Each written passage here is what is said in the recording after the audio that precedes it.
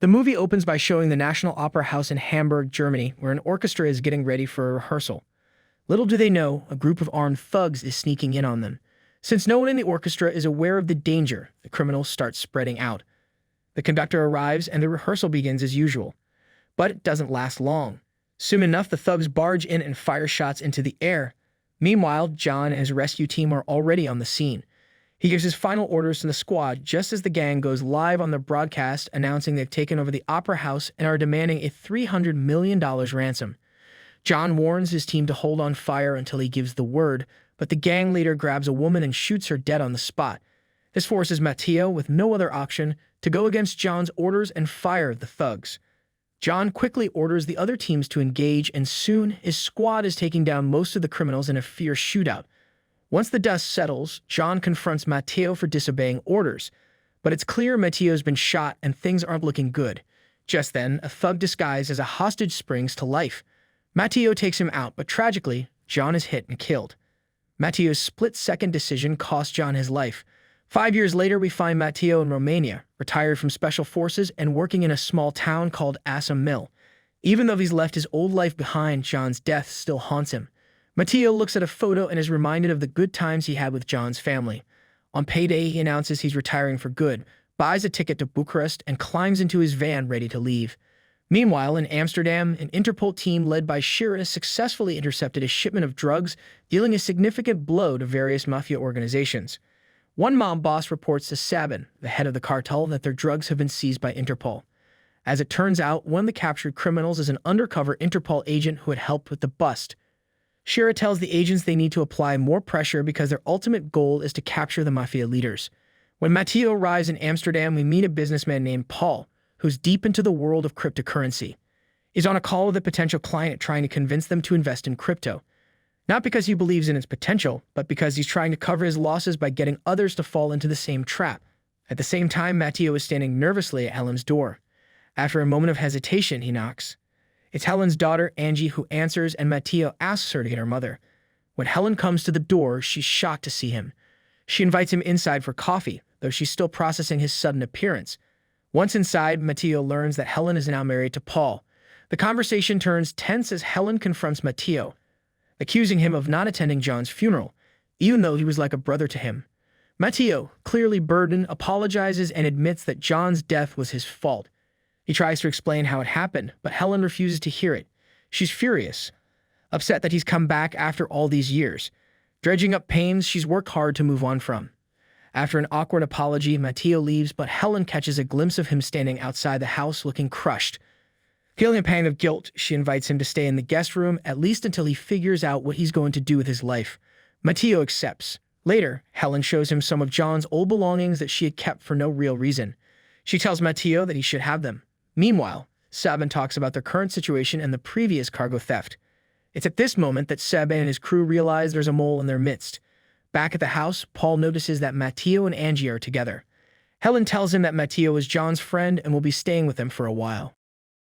Later that evening, Matteo sits outside, lost in thought. He reflects on his time with John back in Afghanistan, where they were on a mission together. They had talked about their families, and John had shared the news that Helen was pregnant.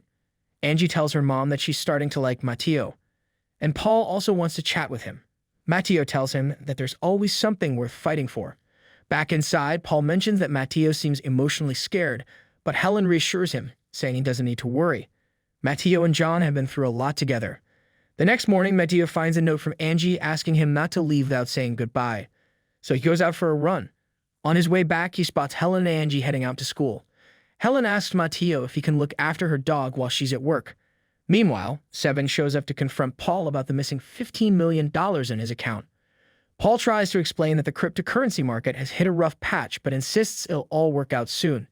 Sabin, however, doesn't seem convinced. He looks at a photo of his family and coldly reminds Paul that he's only got one more day to fix this mess. As Sabin leaves, we see Interpol's undercover agents tailing him. When Sabin and his crew get into their car, we notice Roman, the informant, lurking nearby. He's pretending to fiddle with his phone, trying to snap a picture, but he's so focused on his mission that he doesn't realize he's being tailed as well.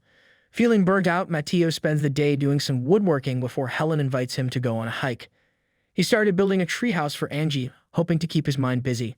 Later, a worried Paul comes home and Helen asks him what's wrong. He only tells her he's got some accounting issues to deal with, not mentioning anything about Saban. Elsewhere, a group of tourists on boats stumbles upon a horrifying sight: a body hanging from a bridge. Turns out it was an inside job. One of Saban's men found out the victim had been working with Interpol and took him out. When Shira and her partner arrive at the scene, they immediately recognize the victim as one of their informants. Paul, back at his office, watches the news about a new cryptocurrency collapse. It dawns on him that he made a huge mistake investing in the wrong currency, and to make things worse, he used his client's money, leading to massive losses. Right then, Paul gets a call from Saban demanding his money back since Paul only had a day left. Paul promises to fix the situation, but Saban doesn't even bother yelling. He just sends some men to take care of it. Shira and her partner realize the thugs are sending them a message, but the phone's facial recognition is too damaged to unlock. Angie teases Matteo about his scar, hugging him tightly, and Helen notices the bond forming between them. It's family pizza night, but Paul calls to say he won't make it because of some urgent business. While they're eating pizza outside, Angie gives Matteo a drawing and Helen asks him to stay a little longer for Angie's sake. She tells him John would have loved to see the two of them so close. Just when things start to feel like they're turning around, chaos erupts. Out of nowhere, four masked men armed with baseball bats ambush Matteo. Angie runs, but not to escape. She's trying to protect Matteo. One of the thugs targets her, but he quickly pays for his cruelty. In the end, though, this was all about Angie. Attacking Matteo was just a distraction. As Helen and Matteo lie beaten on the ground, one of the thugs grabs Angie and throws her into a car. Matteo pulls himself up and steals a bike, pedaling after the kidnappers. Helen borrows a phone and calls Paul, telling him that Angie's been kidnapped. He immediately knows what's going on and tries calling Saban for help, but Saban just hangs up. Matteo keeps chasing after the car, and before long, he manages to jump onto another vehicle, smashing the window and fighting the thugs inside. But as he looks in, he realizes Angie isn't there. Determined, he pulls each thug out one by one, and the chase continues until they finally crash. Matteo wakes up in the hospital, handcuffed to the bed. Helen is outside in the hallway, shouting at a police officer, and Angie is still missing. Shira and her partner take over the case. Matteo, still cuffed to the bed, is now suspected of being involved in Angie's kidnapping because the men he threw out of the car work for Saban, a notorious crime boss involved in various illegal activities, drug trafficking included. But strangely, kidnapping had never been part of their operations. Due to the lack of evidence, Matteo is eventually released. Shira asks him what his next move is, and he tells her he's going to rescue Angie. She fills him in on Saban and the other gangs possibly connected to the case. Based on their investigation, the kidnapping seems personal. But when they ask Helen and Paul if they know anything, Paul remains suspiciously silent. Shira hands Matteo her card, and after everyone leaves, she and her partner try to piece together how Saban is involved in the kidnapping. One of Saban's men notices their investigation. Meanwhile, Angie is being held at Saban's club. He finds out that Matteo has been released from the hospital. He tells Angie she'll be going home soon, but his orders to his men are quite different. They're considering selling her to an international crime syndicate. Matteo reflects on the drawing Angie gave him and remembers when John asked him to be Angie's godfather. Driven by his promise, he starts gathering the tools he needs for her rescue. When Paul shows up to warn him, he accidentally lets slip about Saban's connection to the Ties family. How do you know he's connected to the Ties? Realizing Paul knows more than he's letting on, Matteo confronts him, finally getting the truth. Paul had embezzled $15 million from Saban. Taking John's gun back from Paul, Matteo forces him to call Saban, pretending he has the money. They arrange a trade, Angie for the cash. Saban agrees, and they settle on a meeting at a construction site. Before heading out, Matteo assures Helen he'll bring Angie home. Meanwhile, Shira and Interpol realize Paul is hiding something. She tells her partner to keep an eye on Paul's house. But before long, Matteo ambushes the agent, taking his car and driving off. Helen invites the agent inside for coffee and calls Paul to talk things through. Paul, now fully aware that Matteo is working with Interpol, begins to panic. Matteo heads to the construction site for the trade, where he encounters a group of thugs. He demands they hand over Angie, but they're shocked to reveal that Angie isn't with them. The whole deal was just a setup to retrieve the money. They forcibly take Matteo's bag, but when their leader opens it, he finds a bomb inside. The explosion injures several thugs, sending the rest running. Back at the house, Helen is confronted by one of Saban's men. The brief fight breaks out, and the thug slashes the agent repeatedly with a knife before Helen scares him off by firing. Paul starts packing to leave, knowing the situation is spiraling out of control. Matteo ties up one of the injured thugs and tortures him for Angie's location.